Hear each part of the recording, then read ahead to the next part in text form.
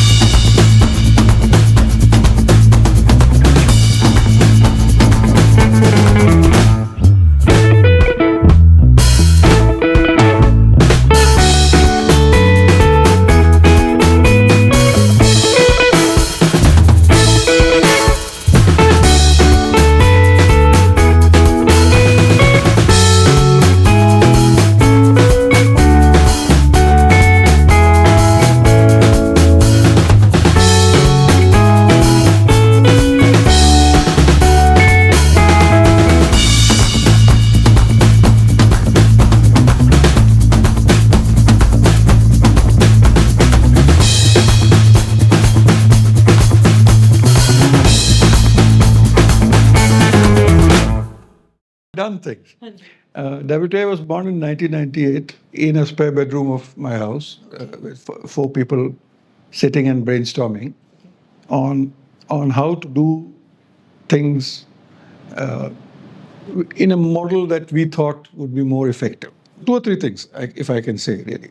One was we wanted the organization to do action on the ground. All right. So not, kitty parties in Tollygunge Club in Calcutta about how to save wildlife, Solid action. but solid action on the ground. That's one. Second is we were very clear we wanted to do it across India. Okay. So Kashmir also, Northeast also, the islands also, or Gujarat. Not just in Corbett and Kana. In those days, these were the places everybody The prime went to, places, yeah. or on Tambor. Haji. So we god of small things, so to speak, the lesser known parks, the lesser known species, Okay. etc. So that was a second thing that we were very clear about. And the third thing we're very clear about is to work on impact and be accountable for the impact almost in a corporate manner. All right. In private sector, in the corporate world, if you did not pay attention to your bottom line, you would lose your job. Whereas in conservation, we would keep saying we tried hard. It's a noble cause, but you failed again and again. Yeah. So if the engineer built a bridge and the bridge collapsed, they would not get a job again. If a doctor operated and the patient died once, twice, thrice, nobody will go to that doctor, right? But in conservation, you try to save species, you try to save habitats, and they don't work. But you'll still continue trying to do it because people say that, "Acha, aapne try to kiya." So we were clear that we wanted to work in a manner in which we actually had impact. So these are maybe some of the founding principles. There were a few others. And four of us, Mr. Ashok Kumar, Mrs. Tara Gandhi, Mr. Tom Matthew, and I sat and planned this out. So WTI has grown from a 4-member team to more than 150 professionals from different backgrounds. Nearly 200, I'm told. Now I'm sure there must be so many more, yeah. And they're all committed to the common cause of preserving wildlife. What are the different kind of problems that you face daily when you're working in an organization like WTI? Like, things like wildlife trafficking or, maybe poaching. The major problems that work on animals. One is direct impact on them, which is something like poaching. All right. Yeah, exploitation in the largest sense. It could be poaching, it should be killing for conflict, whatever it is. And the second is the loss of habitat or fragmentation of habitat or other habitat. So either you are affecting them directly or you are affecting the habitat. So these are the two major threats. Everything falls, into them. Really. For people, there is that one is the competition that people in India will have with wildlife and wild spaces because of both their existential poverty, which in India, 1/3 of the world's poor live in this country. So they have to live. So there is a grinding issue. But they also have an aspirational issue, which is that they want to go at 9%. Okay. Yeah, whether it's our current prime minister or whether it's two prime ministers before him, they've all been talking at 9% growth, right? Not 1 point something that Europe is going at. We want 9%. So that aspirational reality in this poverty will ensure that people are constantly in conflict with animals and the habitat. So that is one major problem. Okay. The second major problem of humanity is ignorance, which people don't really look at because people don't realize what wildlife is. Most people won't realize that when you say wildlife, it means plants. Yeah. Also, they think it's animals. And only the bigger animals. And only the bigger animals. They don't realize that there are millions of species in this world. They don't realize, if I ask somebody which is the largest living thing in the world, agar aapse puche, so what will you say? You'll say, the blue whale. the blue whale. Yeah. It's not a bad thing. But no, blue whale will be dwarfed by the size of a fungus, which is there over 20 square kilometers in California, which is the largest living organism actually. It's a fungus, right? Some of our trees can spread, in square kilometers. Yes. The banyan tree, yes. Which is there either in Calcutta, which everybody knows about, or in Andhra, the largest tree in the world is in Andhra in terms of spread, is, several square kilometers. No blue whale can spread across. So life, people don't even know about so many of these things, let alone try to preserve. So you're a very passionate wildlife conservationist. You've won many awards and titles, nationally and internationally, for your exceptional work towards wildlife conservation and especially towards saving the Asian elephant. Stolen is Wildlife Trust of India, it's not mine. It was a Wildlife Trust of India. All right, but you're representing them. A number of awards only gives you an idea of how long I've been in the business. When you're in the business long enough, people give you a lot of awards. So you don't need to worry too much about. But so tell me, what attracted you to wildlife to start with? And who or what shaped your life? It's a very interesting question to which there is no very specific answer. And some bigger people than you have asked me this question. Okay. On stage, David Attenborough asked me this question. What made you do what you do? What is the instant that changed you? And I said that I could have made up any story I could. So I was being asked by David Attenborough, right? But I told him I didn't have a story really. And I asked him, what about you? And he said, watching a pair of dragonflies mate on my father's pond at age 16. So clearly he was very precise and he remembered exactly the moment. But I don't have any such moment. And it's strange because I also come from a family which has nothing to do with wildlife or anything. My father was a very well-known engineer. My mother was a very well-known doctor. Okay. My father was part of designing India's first car, the Ambassador. So, we had nothing at home which had anything remotely to do with animals. Okay. In fact, my parents didn't very much even like to have a pet in the house, not even a dog. All right. Okay. Nothing, right? So, only two things I think. One is a period of my life, very influential period of my life, I would say, in high school. I spent in Punjab. And there I was in the Himalayas every now and then. All right. So I went trekking quite a bit. Largely Himachal, a little bit Uttarakhand, but largely Himachal. And I think that was the thing that actually drew me to nature. All right. So I will thank my school, Yadavendra Public School, Patiala, and the teachers who took me there. And the other thing is books. I was a voracious reader. My father was a voracious reader. So we had about 10,000 books in our house. Wow. And I was always reading. So unfortunately, it was foreign readers who influenced me more because Indian writers were not writing at that stage. The Wildlife of India then was written by E.P.G., who was an Englishman.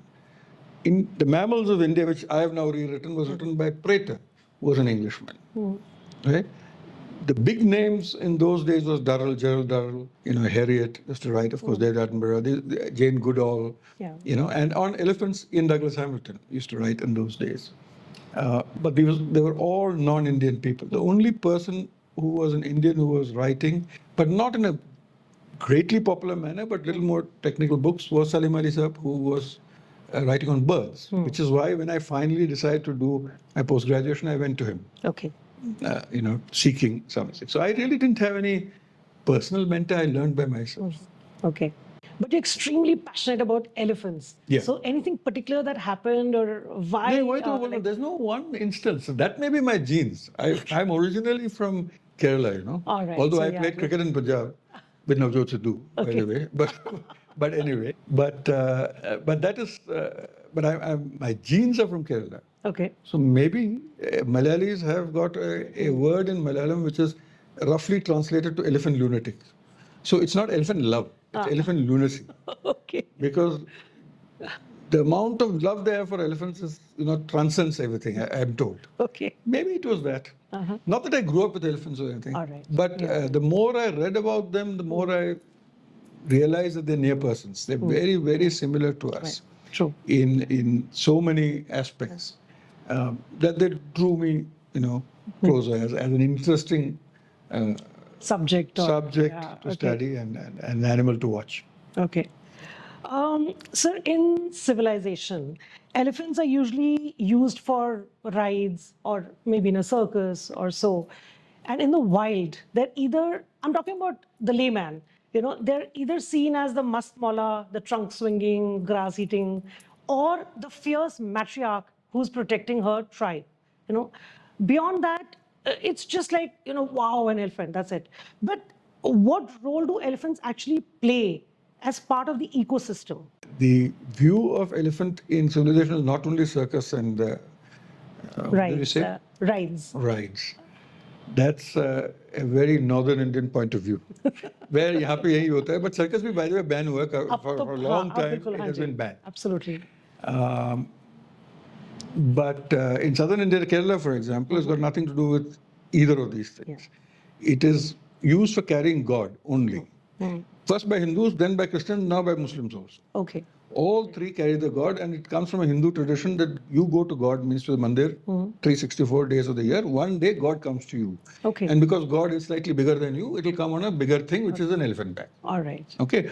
So the idol of any temple is paraded once a year on elephant back through all the streets, and people will go out and give the elephant food and give donation to the temple. So it was a donation mechanism, which, as I said, now the Christ also does it. He also goes once a year on elephant back. And Muslims also take out Allah in their procession. In Northeast, if you go, elephants is used largely for timber.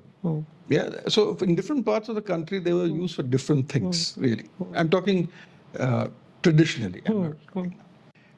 Elephants being large are often popularly called architects of the forest because they create the ecosystem. If there's a dense forest, they'll break it because they feed on it. They feed on browse and grass. And because of the large body, they'll move through it. And they will make way. So they normally make way for other things to come. Because they're large, they shit so much that itself, the dung itself becomes an ecosystem. Fungus will come on it, beetles will come on it, birds will come to feed on it. So it almost becomes an ecosystem.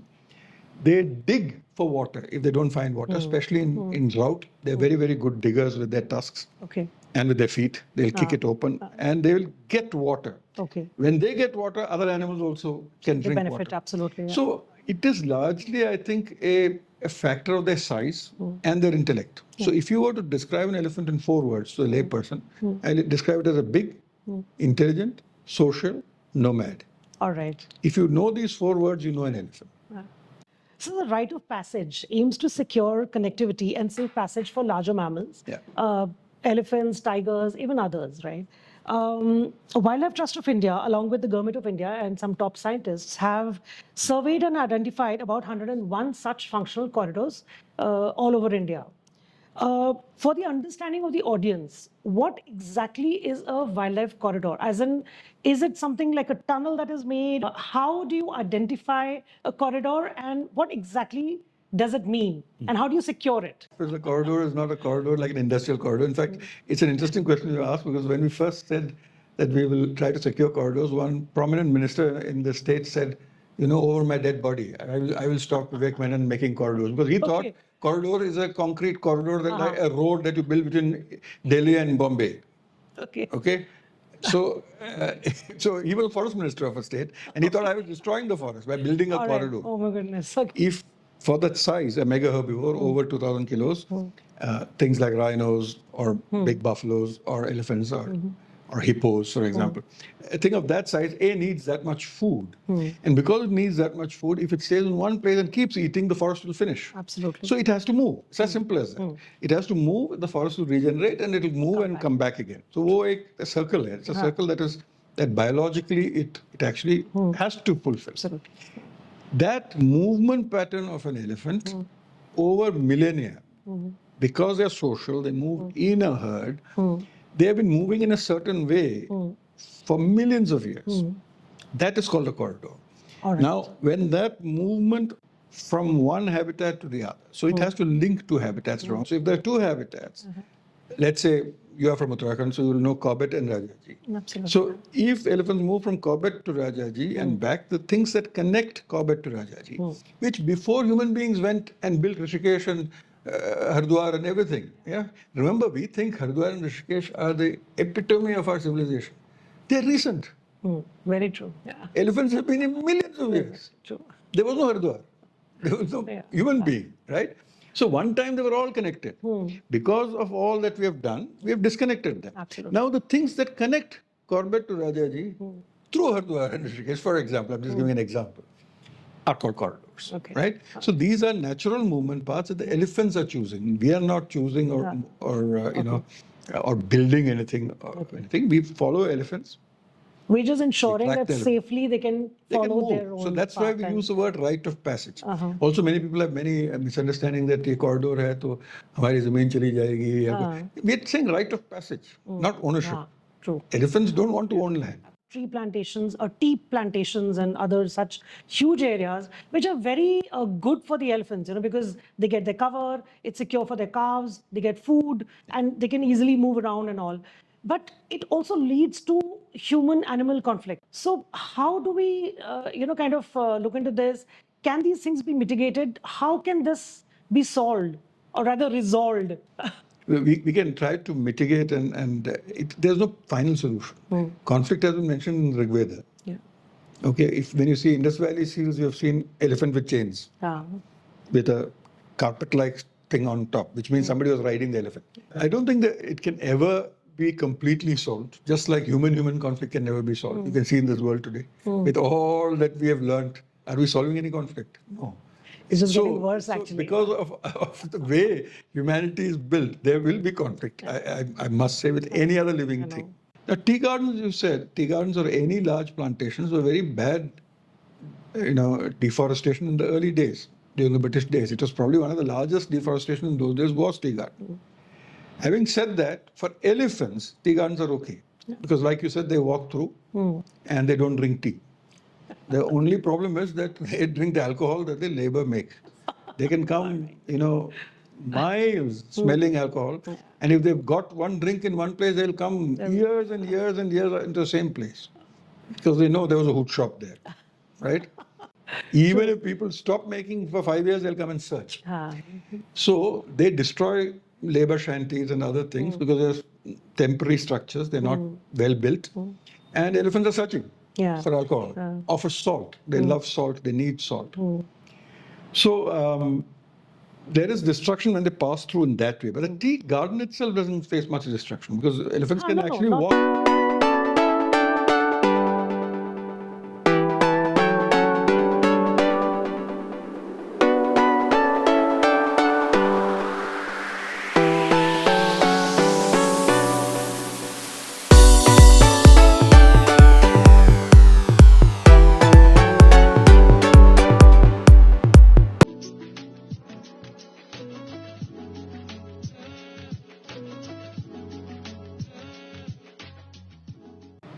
And tea gardens in areas like North Bengal, where the forests have gone, literally so badly decimated, that tea gardens are now the only refuge. And there could be, forward-thinking tea gardens. I'll give one example of Naxalbari. The people who run Naxalbari are doing a very good job of allowing the elephants, which are being stoned by people and driven by forest department. They really, when they come into Naxalbari doesn't harm them. Okay. So they stay in the estate for long time. And they record that they don't seem to want to move for a long time. And then they move. So they will eventually move. They seem to be having a holiday there. Sir, there's a lot of wildlife in the remote areas also of India. And there are these age-old traditions of tribal people where, they're not always very eco-friendly. For example, the Hornbill Festival, where they actually use the beaks and the feathers of the hornbills, But how difficult is it to convince these these traditional peoples? So, this is always an interesting paradox. People often think that if you're indigenous people, you don't harm Earth as much. Now, two things. One is, yes, there are many of them are far, far more attached to the place they live in and know more about the place they live in than any of us who live in cities. So that part is there. But the reason that they were not really affecting the earth was more because they were smaller in number and the forests around them were larger. And you mentioned the Hornbill Festival. Festival itself doesn't do very much. It is their older traditional thing. The Nishis in Arunachal wore the hornbill beak not for Hornbill Festival. They wore it to attract a woman and get married. Yeah, the only way a man could find a wife was to wear a hornbill beak because that was part of their tradition. And it's a very noble thing to find a wife here. Every man needs a wife. So, take achhi baat hai. So, but they had to kill a hornbill and put a bird's beak on the head. Now, when we went to their area, Pake Tiger Reserve is the Nishi area. We went for elephants, actually. We didn't go for hornbill. But we found that this cultural tradition was there. We found that very prominent officials of that state were protesting because every ceremony they would kill a bird and put it on the head. Because that is a way of honoring dignitaries. Yeah, true. And we talked then with the youths there, and there were a couple of progressive young officers of the Nishi tribe. Okay. And also the indigenous youth were very, very forward-thinking. And number one, they were not getting enough hornbills because they were killing all of them. So we told them, even if it's for getting girls for marriage, you're not going to stop getting girls because there are no hornbills left. So they came up with this idea of artificial beaks. And we made it first very, very carefully with the National Museum of Natural History, looking exactly like the same hornbills they used to hunt. Right. And there was some limited take. And then one young chap who worked for us, so he said, why do we have to make it exactly the same? Make it look different. Because then girls will be attracted more. So they also have variety. So they're variety. So we made it jazzy. We made it really nice, orange color, this thing. And clearly the Nishi girls fell for it, right? It's been a great success in that area. Not recently, a few years ago, when one of the members of parliament actually took oath here with the artificial beak, which had been distributed. I got a call from another prominent animal rights activist and politician who said, I'll put this man in jail because he's wearing a beak. Then I had to call the person and tell them that, no, this is an artificial beak of WTA. This is not a real beak. So they've changed. The Nishi literally have changed. But there must be chances where it's not easy to convince them. Yeah. Like here you gave them a very good option where it was... takes time. It takes time and it takes trust. You get what you want once the trust is won. Okay, so it may take time to win the trust. And for that, you have to use the right people. You have to give them the right solution. The other important thing is that wildlife trust union, when you say that it's not me going and telling them, it's their own people. Yeah. The people we employ in WTI are from all over India.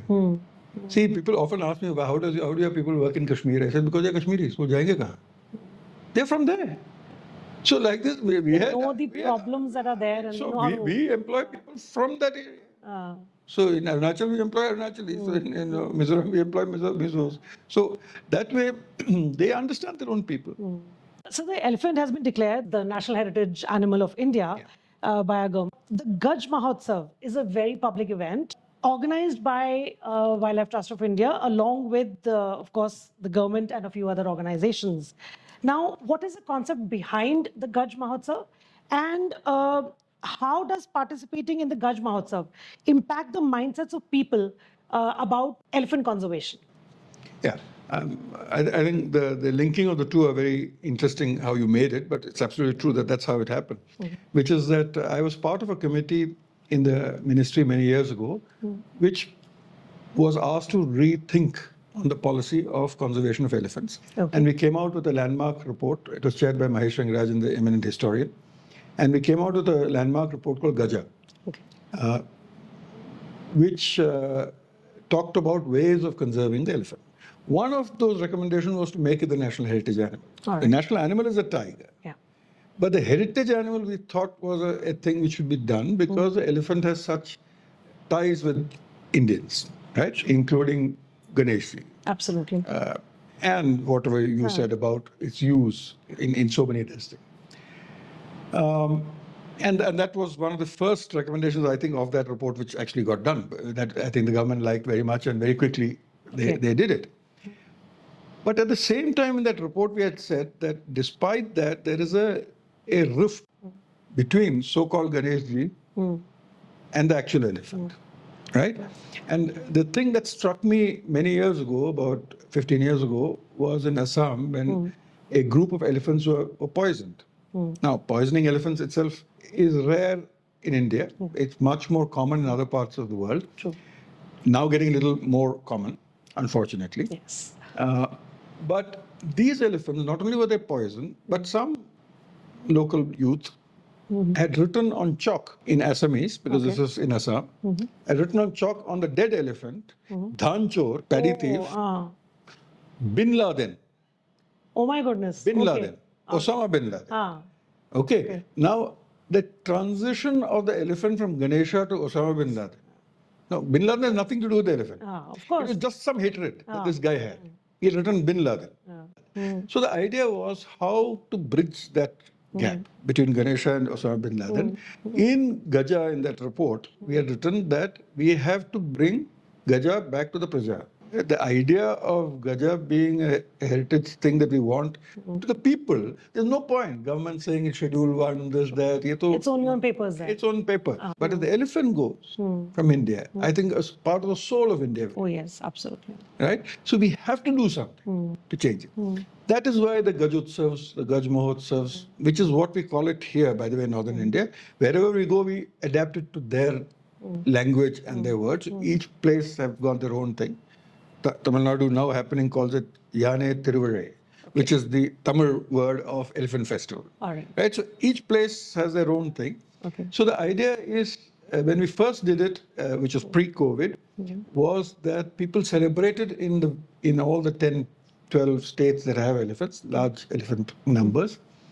And part of the celebration was not just on science and policy and all that, but also on art, culture, heritage, religion, politics, everything. Okay. So people have various functions for a week or something like that, or 2 weeks sometimes. Organizations take it up by themselves and do it. Okay. There's things of media, there's things that judiciary participate in. There's things that, artists and sculptors make these beautiful elephants, life-sized elephants, and they paint it, they do what they want with it. Okay. Then the idea was that these painted elephants, actually, after taking a yatra, comes to Delhi. Okay. What is the future of elephants in this country? We had the chairman of the National Highway Authority, we had the chairman of Railways, and we had Ministry of Environment Secretary sit together and discuss. Okay, we want roads, we want railways, but we want elephants also. Of course, yeah. So how can we How to get this integrate done? all the three? Yeah. Right? So we used to do these serious discussions, and there used to be song, dance. So evening there used to be Usha Uttup and Euphoria also singing about elephants. Okay. And in the middle there'll be Kathakali artists and Kathak artists also doing elephants. Okay. Right? There were people painting elephants on the side. So it was a celebration of elephants. There was a whole thing on literature and elephants in movies and cinemas. Hathi Mere Sathi, se leke, so everything. Okay, so like you said that elephants are very similar to humans, Yeah. There are a lot of behaviors which are similar. They're romantic, emotional beings. They express their love and expression through hugs and kisses through their trunks. Like human babies suck their thumbs, elephant calves suck their trunks at times. And they are one of the very few animals known to actually bury their dead and pay tribute. and there's this, they can communicate through their feet. They understand different languages and so on, right? You spent a lot of time with elephants, and I'm sure from the young calves to like really old elephants. Can you share some special experiences that you've had, some very touching experiences? Let me first, while I think about that, maybe correct some of the thoughts we have about elephants. Elephants are extremely intelligent, and I told you they're near person. So if you measure them neurologically, then we know that they feel. We know that they feel pain, for example. They're one of the few creatures which do self-recognition. It's very interesting. Who can see a mirror and know it's me. Yeah. Which is very rare. If a bird comes to your rear view mirror or the thing, it'll peck. Yes. It'll think it's True. koi aur chidiya hai. True. Elephants can recognize that this is my face. We can recognize. Yes. Some of the higher primates can recognize. Most animals can't recognize that it is them. True. Even your dog, which is highly intelligent, Dogs will not understand that it's me. They'll think it's another dog that looks like me. And they have great kinship. It's not just family, but larger kin. Just like I said, I'm originally from Kerala, brought up in Punjab, born in Calcutta, and living in Delhi. So as confused an Indian as possible, right? But I'll have friends and family in all these places who I still am in touch with. Absolutely. Right? So people cannot say you are from one place, so you should have. Elephants have all that. However, some of the things that people say are not yet proven by science. Okay. Elephants bury their dead, not proven by science. There was not at all. Okay. All right. There was a recent news, yes, but I will just leave it at that. That is, it's news. Right? Okay. Elephants often go and touch the remains of the dead. They touch the carcass skeletons. And once when I was working in Kenya, and we had to measure the skulls and the molars. So we used to pick all these from the forest and bring it to our camp. And every night the elephants used to come and take these back. They used to take it, but they did nothing to us or the camp. But Raat ko aake, they used to take these things, go back into the forest and place them exactly where they were. So there was some sort of an area where elephants had died, and they wanted must be their mother or father or whoever was born, to go back to that spot. Right? And so then after a few days, we stopped bringing them. We went there and measured.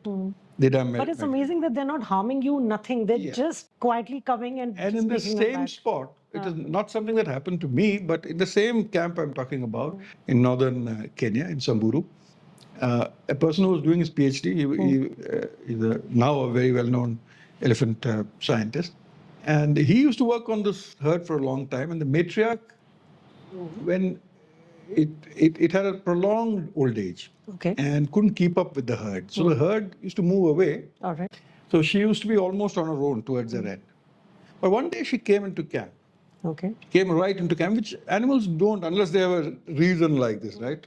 She came in right in, and my friend went out because he knew it. He was, and she came and rested her head on his chest and died. Wow. So elephants have an emotional connect. She didn't find her herd at that time, perhaps, and she had that emotional connect with this guy because he has been coming every day to look at her and study her or whatever, right? So they seek that emotional connect. That is true. But when you say they hug and kiss and use that trunk, see, the elephant trunk has two human anatomy parts mixed. One is it's an arm, so it picks up things. The second is the nose. So what they do in touching and this thing is smelling. They're not kissing or cuddling. They're smelling. It'll flap its ears because it's trying to hear even it doesn't want to attack you really. But it's trying to figure out, is this thing a threat? Before it does something, it'll take in a gulp of air and put it in. Okay? You will often see, because there is a receptor in the palate of the mouth. So it is again taking your smell and confirming. Is this somebody I know? Is this somebody who's a good person before I charge? They can sense fear and they can sense your fear, they can emotions. sense everything. And when you say they understand language, I don't know whether they understand English or Hindi or Malayalam or Punjabi. I don't know. I think they can just understand differentiate you. between, They understand your gestures. They understand your, as you said, they can sense fear. They can sense happiness. They can see your face. So it may not be the words that they understand. So they have a very, very complex language which can go in infrasound for miles at a time. They can communicate. Any special incident where you were with an elephant? The elephants have chased me like hell. There was a terrible elephant called Lal Khan in Corbett. He chased me once 2 kilometers up a machan. Luckily, I reached the machan. Okay. And then he laid siege to that machan the whole afternoon. I could not go back. After 1 hour, 1.5 hours, I was to come down. He used to be waiting for me 200 meters away in the bush. He used to charge me again. But sir, usually elephants don't charge you unless there's some threat that they've kind of read. Yeah, so the They thing must have is... felt something. No, yeah. So I doubt whether it would have felt anything about me. I was not doing anything to the elephant or anything like that. We were Or two maybe of us you back. resemble, maybe the other person. No, I think he was also a decent chap. I don't think it's that. So elephants, male elephants, go through a period of must. Yes. Yeah, must is a period of heightened sexual activity, testosterone, high testosterone levels basically. And like some men also, when high testosterone and don't find a woman, then they go amok. So like a person in must, that's how the word comes, right? So it is almost similar. Elephants, when they are in must, They can be quite dangerous. Yeah, they can be dangerous because they act in an unprovoked manner. So you can't quite, predict their behavior. True. It's a long time ago. Okay. But it had a very reddish ear, so it was called Lal Khan. Okay. And it used to chase anybody it found around.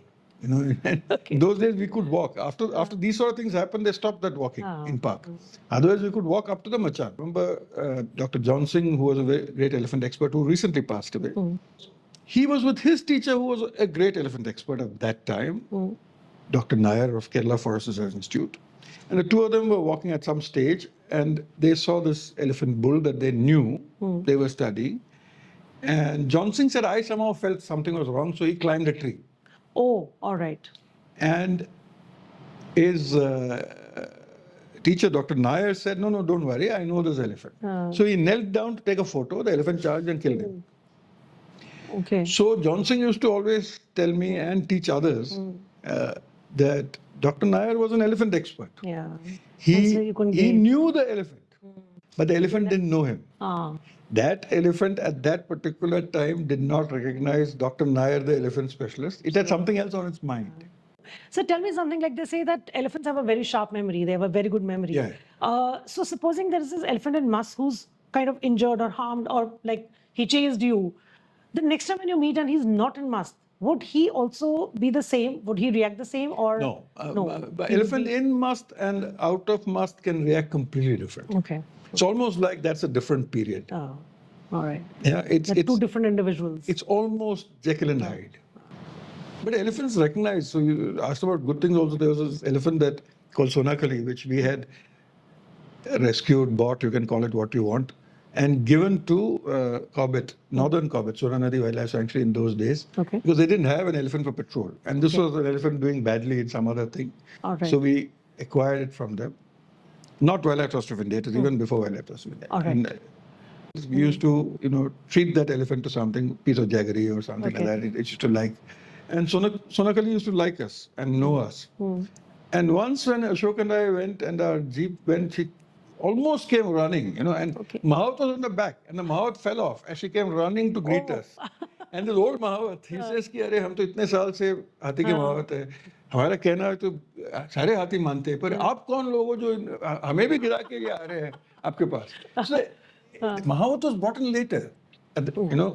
We were associated with the elephant before the Mahat. Absolutely. Yeah. So elephants can sometimes have this sort of, great connection. Connection. Yeah.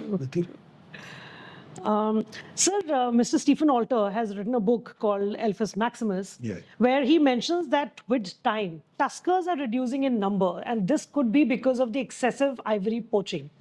In the 90s, it was a major problem. I mean, parts of India, like Kerala, for example, had At that time, you supposedly used to have one male for 100 females. Okay. So that was really bad poaching, especially southern India went through bad poaching in the late 80s and almost through the 90s. But that time has changed. Okay. Poaching is there. Poaching is opportunistic. Whenever enforcement goes down, poaching will go up. Whenever forest department or others, slack off, poaching will go up. So unfortunately, there's something you have to always keep your eyes on the ball. True. It's like playing cricket. You can't say I'm Sachin Tendulkar, so I look this way. Of You have to still look at the ball. Absolutely. Right? Yeah. So enforcement is like that in a game. So at that time, definitely there was a skewed ratio.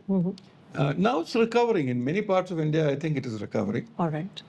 And there was an idea which was born in East Africa, Uganda.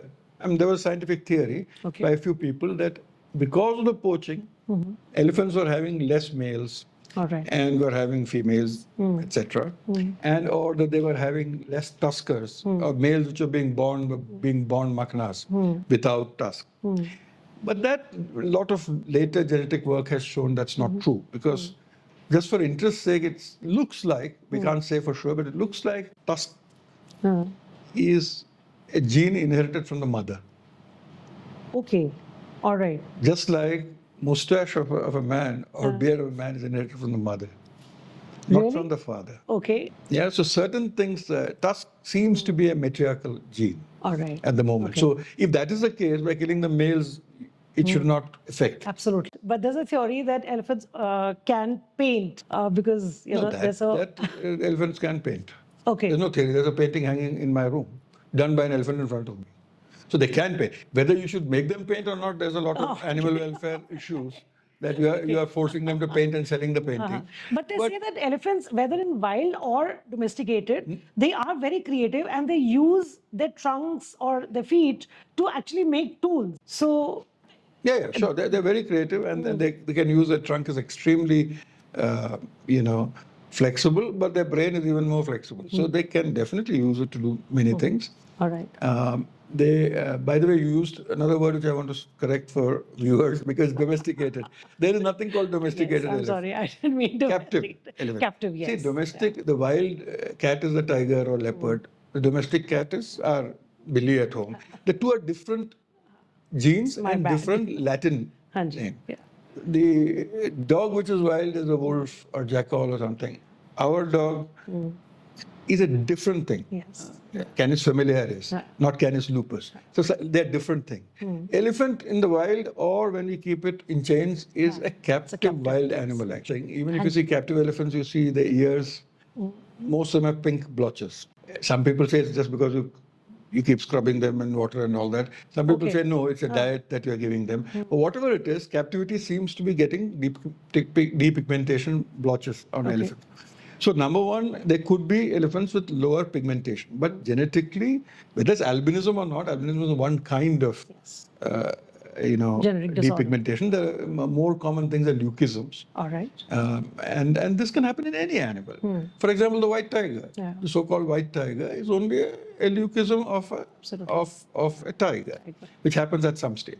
Now, you're talking about two African examples, but remember, Thailand, the entire kingdom worships white elephants. Yes. What is white elephants? Or pink elephants? They're all the same. They're elephants which don't have that pigment, which don't show. So in human beings also, you see lots of people. No? Hanji, do the animals go through other problems also? No, the ones because of this? they're very rare. Those that are born in the wild will die largely.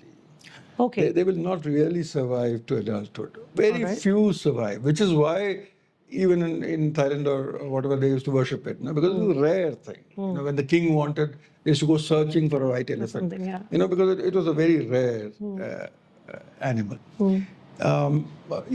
Just like human beings who have less pigmentation, they find difficulty in terms of adjusting to light.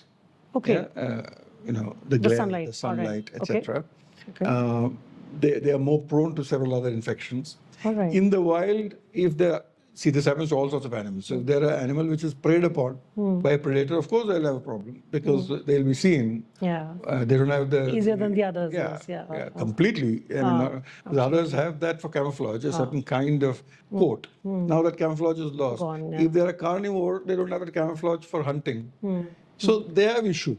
Elephants don't have that as much because there'll always be a herd trying to protect it. Sir, our national emblem is the Sarnath pillar, which has the 4 lions on it. In 1948, when our constitution was being adopted, the Gujarat Natural History Society chose the Asiatic lion as the national animal of India. It has remained so since 1972, when it was changed to the tiger. Why this change from the lion to the tiger? So, by the way, national symbol is 3 lions. It's based on a Sarnath pillar which has 4 lions. But actually, if you see the symbol, it is only 3 because only the forward facing. The executive, the judiciary, and the legislature. That's how it's supposed to be, the symbol. I will not name him, but a very prominent intellectual of this country saying that it should have followed the Sarnath thing and had 4. And I'm hoping there's a 4th because the executive, legislature, and judiciary are not working with each other. They're looking at 3 different directions, right? So, and that person said, I hope there's a 4th, and I hope the 4th is a lioness. Because if it's a woman, maybe there's some good will come to the other 3 lions. But anyway, I'm going off track. But the lion indeed was first chosen as the national animal for India, and then there was a lot of debate in those days. I'm not part of that debate. No, I'm sure. So you should ask people. I'm not that old. So ask people who were in that debate. But I'm sure the reason the tiger replaced the lion was because the tiger is widespread across India. The lion is confined today only to Gujarat. So it really doesn't represent India. So I'm sure the people in Northeast or people in South had no emotional attachment to the lion. They would say, "Ye kiska national animal hai?" Right? Okay. So only Gujarat would have it, and Punjab, where I played cricket. For Punjabis, Babbar Sher was a big thing, whether it's theirs or not. Yeah. Okay. So was it also connected something to do with the Save the Tiger thing which started long back? So these are apocryphal stories that I've heard. I've also heard it that Indira Gandhi called Karan Singh and told him Tiger, save the tiger, because Karan Singh's nickname was Tiger. Okay. So I believe she said Tiger, save the tiger, and then he went and did Project Tiger, and also that he took lion out and put tiger in because his nickname is Tiger. You should ask Karan Singh, he's still alive. I don't know whether he did it. But I don't think so. No, I think there was a big parliamentary debate. The same thing happened with the national bird also. There was a big debate. And I'll tell you another humorous story about that also, because there was a debate on Saras crane, which is the tallest bird in India, and bustard, which is the rarest, and now would really go.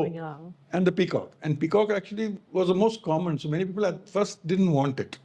They would prefer the other 2. Then Saras crane, same thing. The South Indians protested, saying it's not our bird. Absolutely. M. Krishnan, who was a member of the Rajya Sabha, said that he was a famous naturalist, and he said that it's not a South Indian bird, so we cannot accept it. And then it became between the bustard and the peacock. And there was a wit called Pilu Modi, who was also a member of parliament, and I believe he said that English is not the first language of Indians. If you keep the Great Indian bustard, people will mispronounce it. And you may have issues in parliament. So you might as well keep the peacock. So I believe that's how it is. Very logical reasoning. So under the umbrella of WTI, apart from elephant conservation, what are the other campaigns that you run for different species? And are your conservation efforts only limited to land, or they are also extending to aerial and marine life? Yeah, no. We have 45, 50 projects. Everything, from rescue and rehabilitation to enforcement to community-linked projects to campaigns, like you said, to species recovery projects where you try to focus on one species, to protected area recovery thing, to getting conserving land outside protected areas. So there's lots of different kinds of projects.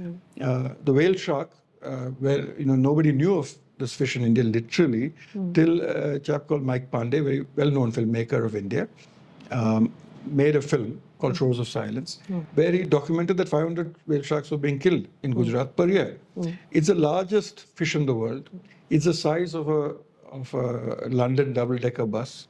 It looks like a whale. It doesn't have teeth, but it is a shark. It's bluish colored with white spots. So it's a good-looking fish. It's not a gray shark-like thing. And people were killing it to waterproof boats. They were not eating it either.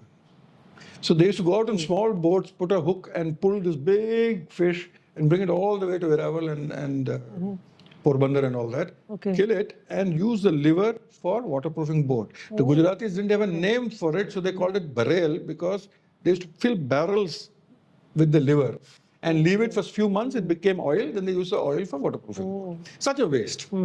Okay, the rest of the fish was not used at all. So Mike came to me once and said that I was going to CITES as a member of the Indian delegation, which is an international convention to prevent trade in endangered species. And he said, "Can you please take these films and distribute it there?" And in Chile, we not only distributed his film and all that, but a few of us got together and decided we must put it on CITES. And I remember that the Indian delegation was only supported by Philippines because it was a lady. See, women do good things when they're a fourth lioness. Absolutely. Woman was the head of delegation, and she was the only one who immediately got it. And she said, "Philippines also has it, and let's work together." And Philippines and India co-proposed it, and we got it through. We put it inside. And then we said, "Okay, we put it in CITES, but what happens to Gujarat?" So when I came back here, I went to Gujarat.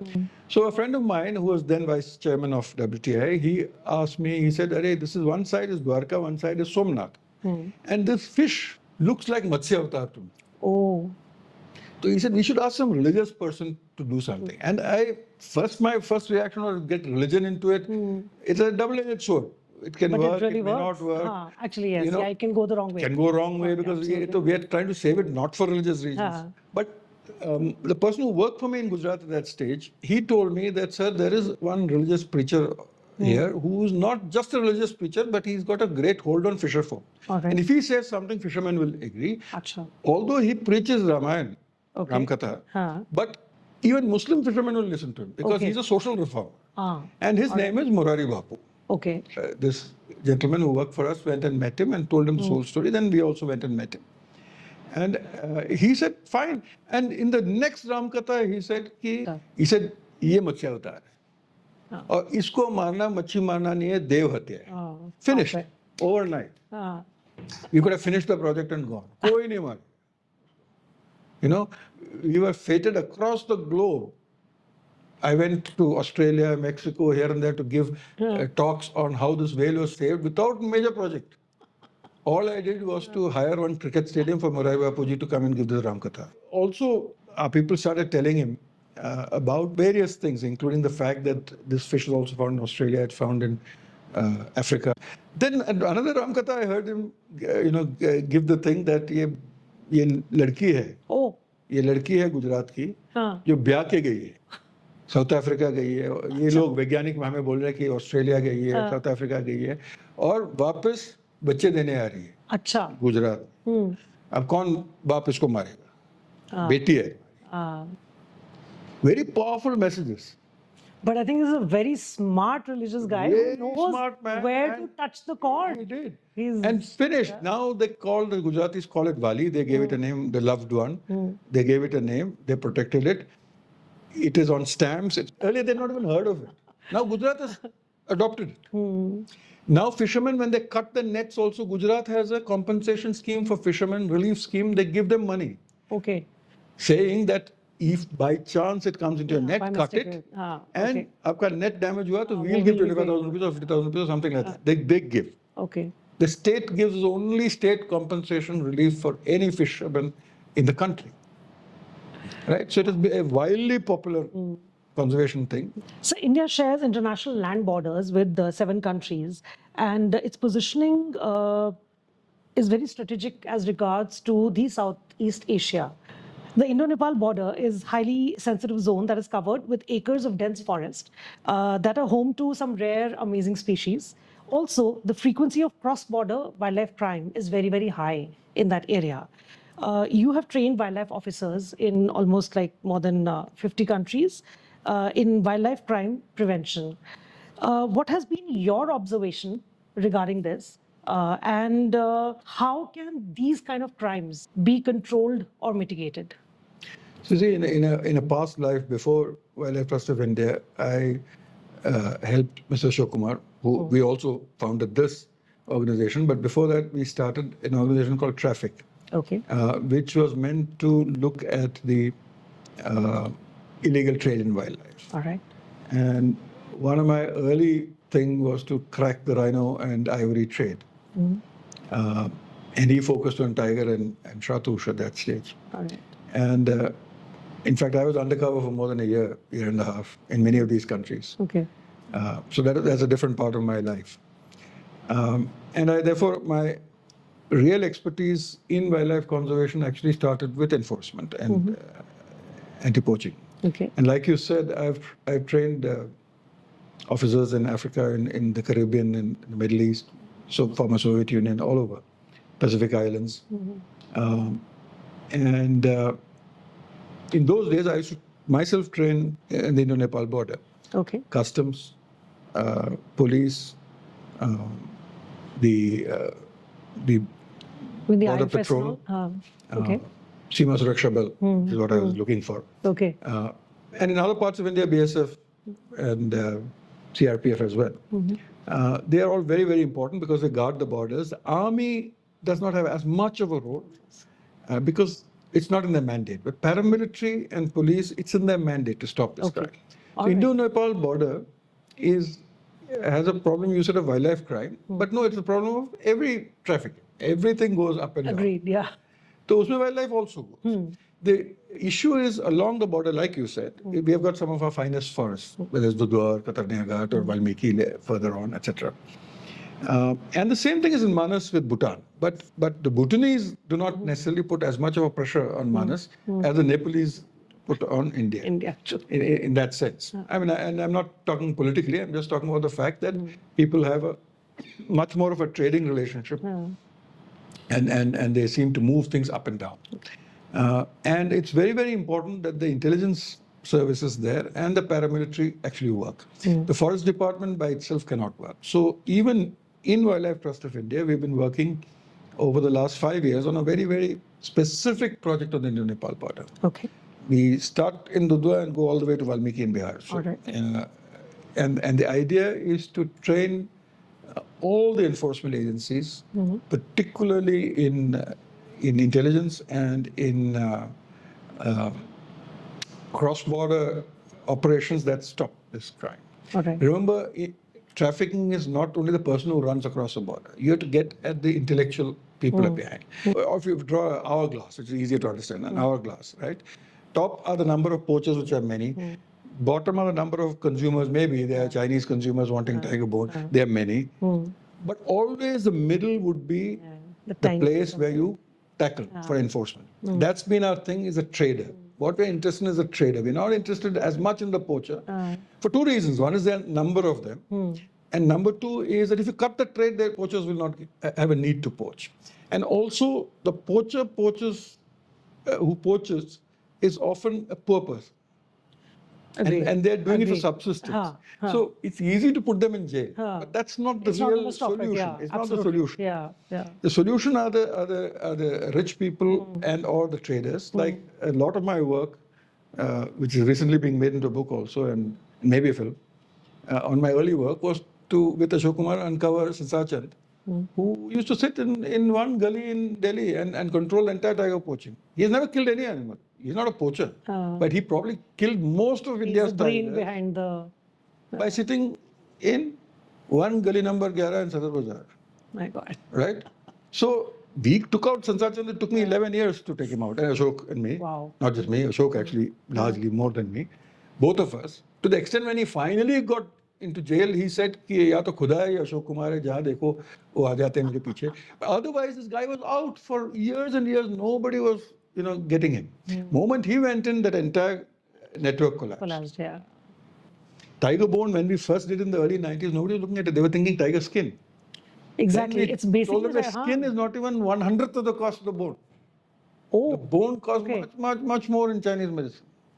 So what they're killing the tiger is for the bone, not for the skin. Skin only makes us hard. Exactly. And true. So some of these things are move into multi-million-dollar businesses. So they should be treated like the mafia, just like the narcotics mafia or whatever. And you have to use the best sort of enforcement mechanisms to curb it. So has you or your team ever got any threatening calls or any? Plenty. Yeah. Many things have happened, and many things I can't share. Okay. No, I've been on lists sure. of 2 terrorist organizations of this country. Um, giving names of people they've killed and then putting my name at the bottom. Oh my goodness. Okay. Plenty of things. I can go into great detail if you want. There was a film made on our escapades 20 years ago by National Geographic, or 15 years ago. It was a Nat Geo thing, which tells you something. And even during the making of that, I was in a situation which nearly cost my life. Okay. And that was not because of the poachers themselves, because of the filming. Sometimes filmmakers forget the danger that is there in real life enforcement situations, and they want their shot. That possibly was the closest I had to losing my life, but I got myself out of it. I'll tell it in my book when that comes out. Done, sir. And I want a copy of that book, sir. Yeah. Signed by you. Sure. Conservationist who made a film, and he was the one who first showed it to the world, Ramki Srinivasan, and he had called me again and said that, can you go and do something? And I went there, and at that time people showed me how to, put the fishing net up and catch them. They were sharing recipes on how to cook it, and they mostly that set of Nagas were all Baptist Christians, and they told me the Bible says the manna will fall from heaven, and this is manna is falling from heaven, so it's for us to eat, right? And then again we did a project there. A number of NGOs joined hand and did a project there, where the Baptist Church had to be involved to tell them that this is not manna. That is another one. Manna will come later. That's a different thing. This one is not manna. This is a falcon. Difficult at times to. But it worked. But at that stage, it was not just the church, but I met even, I met from the Forest Department all the way up to Chief Minister. And I remember telling the Chief Minister, when he was laughing, he said, everybody says we Nagas eat everything. So I said, sir, you have only 2 options. One is agree to that and do nothing. And the situation will be as usual. The second is agree to that because it's true. You people eat everything. But do something in this case, and the whole world will praise you because they're not expecting Nagaland to do it. And he did it.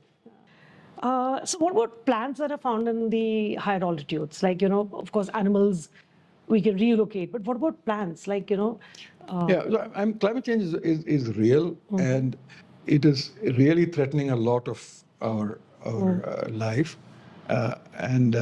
Plants are least talked about, or fungi, which is a whole new kingdom, is least talked about, but these are going to be most affected. But also there is a movement of other plants as the climate warms. So there'll be competition. With each other. With each other as well. So some plants will benefit, remember. The ones which are in warmer areas will benefit, and they will go out and they will compete and outcompete those. So recently in the IUCN, and I wear a number of hats in the IUCN, apart from chairing the Asian Elephant Specialist Group, I do lots of things. And one of the things in the Conservation Translocation Specialist Group, which is how to move animals or plants, we're just coming out with a guideline, which has taken 4 or 5 years. I chaired that subcommittee, which talks about how to move animals when, for example, climate change happens. Earlier, we were thinking of guidelines only when moving animals for conservation. But now we move animals for conflict. We move animals when you build cities. We move animals when there's climate change. We move animals for all sorts of reasons. And plants. Animals, as you said, will be better placed, perhaps, because they're mobile. But even there are issues. You talked about polar bears. Polar bears are today mating with grizzlies and producing young even. And there's a big debate among bear people. Should we keep them apart? There's a polar bear, there's a brown bear. But how can you, ultimately they will. How should you? How can you? You can put a fence. But should you? Yes, should you? Should you? Sorry. Similarly, I wrote a popular article once saying love in the time of climate change. Love in the time of climate change is different. The polar bear says, I don't want to be white, I want to live. Exactly, So even if all I'm getting is a brown bear, I'll mate. Now you cannot say, no, you cannot, you're polar bear, you'll be here, brown bear, you'll be there. They're deciding love in time of climate change is they're going to form a pair. And they're producing young. True. So it shows that they actually came from each other and are actually quite close. The polar bear is a brown bear which became white because of the snow. Because it had to adapt to it. Now, if there's no snow, it'll become brown again. Right? So it's an interesting time we live in. Okay. Genetic engineering. Boon or bane? Very interesting question, and I'm torn and undecided. Is all I can say, Okay. because genetic engineering has the capacity of saving a huge number of lives, and it has a capacity to wreak havoc on the world if we don't do it right. True. I mean, there are people doing de-extinction today. And when I first heard of it, I thought it was a mad idea, right? Why bring back extinct species?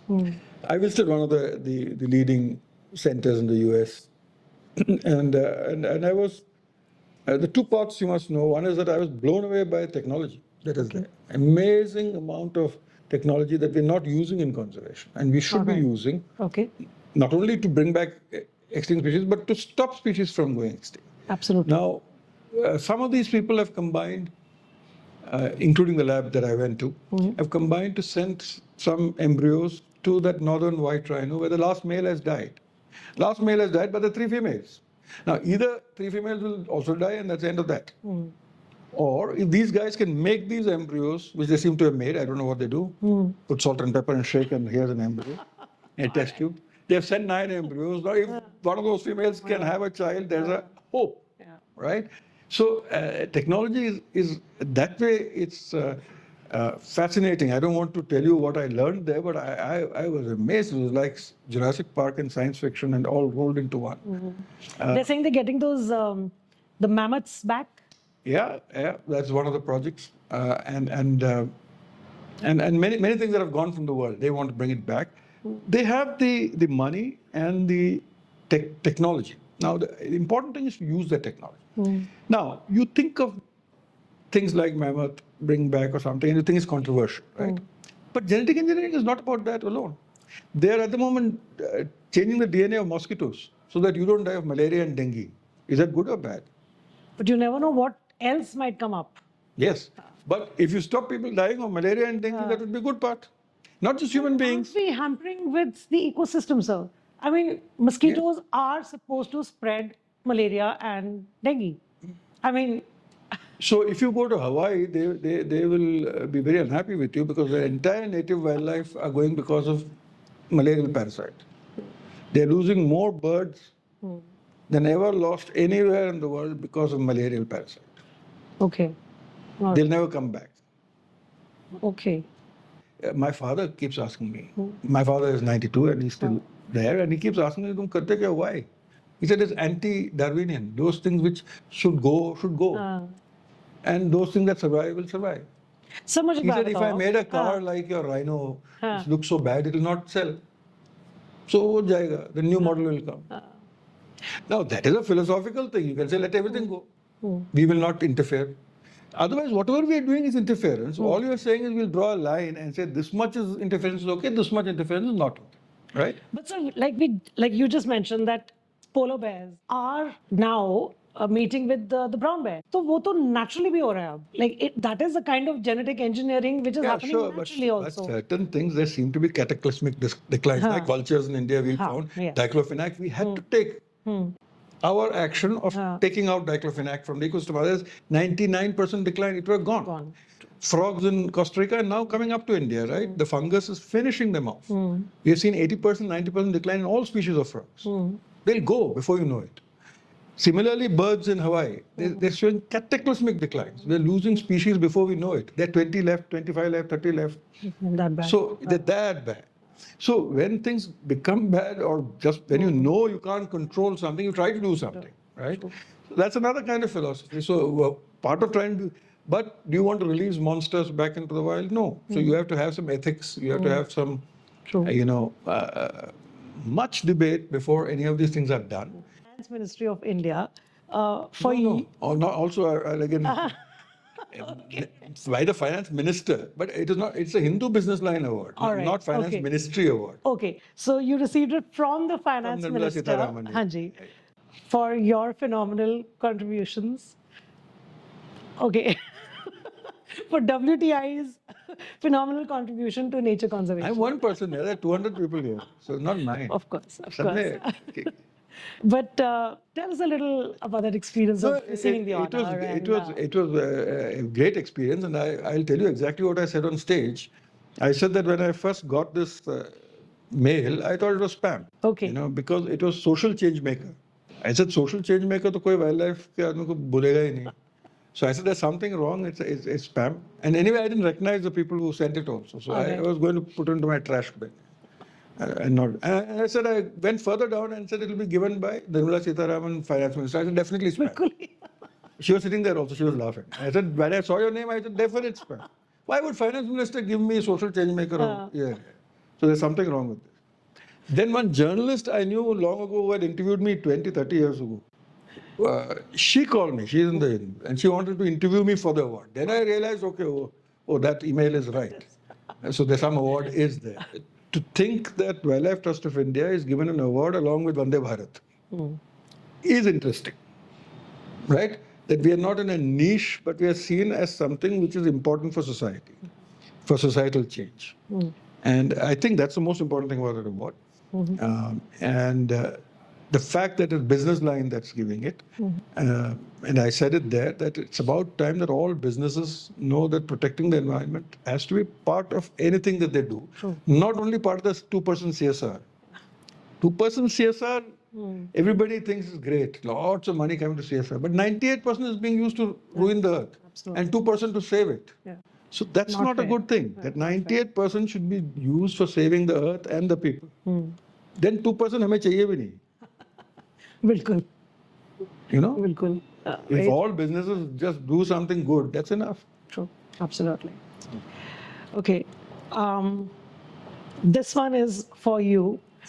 You have received quite recently the prestigious title of the Freedom of the City of London, making you the first Indian conservationist to receive this honor.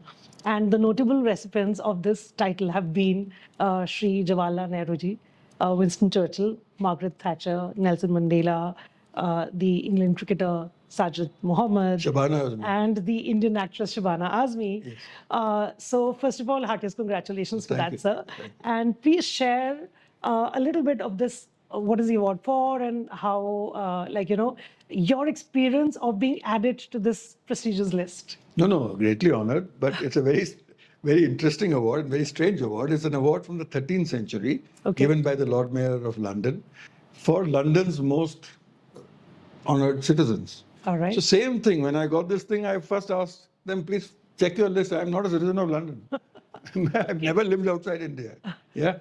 But I believe they have opened it out to now global members as well to give this. So they had this award in the 13th century actually is only for the honored citizens who can bring their sheep across the Tower Bridge of London and not pay tax. Okay. So that's all I am entitled to. Yeah. That if I have a herd of sheep, I can bring it across the bridge into the city of London without paying tax. Do you have a herd of sheep? I told the Lord Mayor that I don't have a herd of sheep, but can I bring my elephants, please? I said, I'll come with some elephants and cross your bridge. Andar aane doge?